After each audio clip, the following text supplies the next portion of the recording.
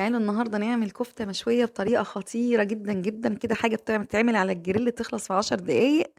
حاجة يعني وهم كده. بنُص كيلو لحمة هنعمل كمية كبيرة خالص من الكفتة، لإن هنضيف عليها بطاطس مسلوقة، تبقى رائعة، رائعة. إن شاء الله دي هتبقى طريقتكم المعتمدة في الكفتة بإذن الله. يالّا بينا نبتدي الوصفة. هنحتاج نُص كيلو من اللحمة المفرومة، عليها بطاطسايتين حجمهم متوسط كده مسلوقين ومهروسين كويس.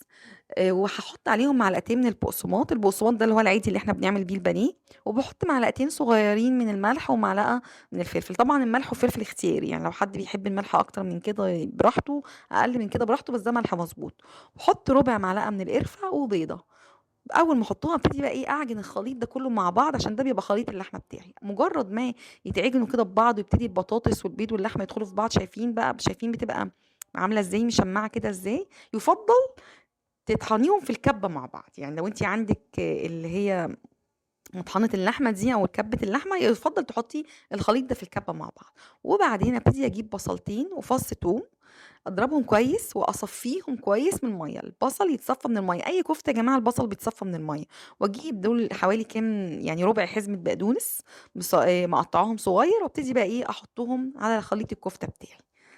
بس هي كده خلصت الكفتة بتاعتي، البقدونس مع البصل مع اللحمة طعمهم بقى خطير، أنا بس عايزة أوريكم ما شاء الله هتعمل كمية قد إيه، البطاطس يا جماعة بتعمل هشاشان للحمة، ما بيبقاش طعمها ظاهر كبطاطس خالص بالعكس يعني في ناس مش بتحب طعم الكفتة أوي، لأ بالعكس دي هيبقى طعمها خطير، والله إن شاء الله هتبقى دي طريقتكم المعتمدة في الكفتة، مفترض بعد ما باخلّصها كده أنتِ ممكن تصبّعيها بس أنا بطّطتها كده عملت الشكل ده بحيث يبقى شكل جديد شوية، ويبقى شكلها مميز. يُفضّل إنِّك تشيليها في الفريزر شوية، مش عايزة تشيليها في الفريزر أوكي، اشتغلي فيها على طول، باجيب الجريل بتاعتي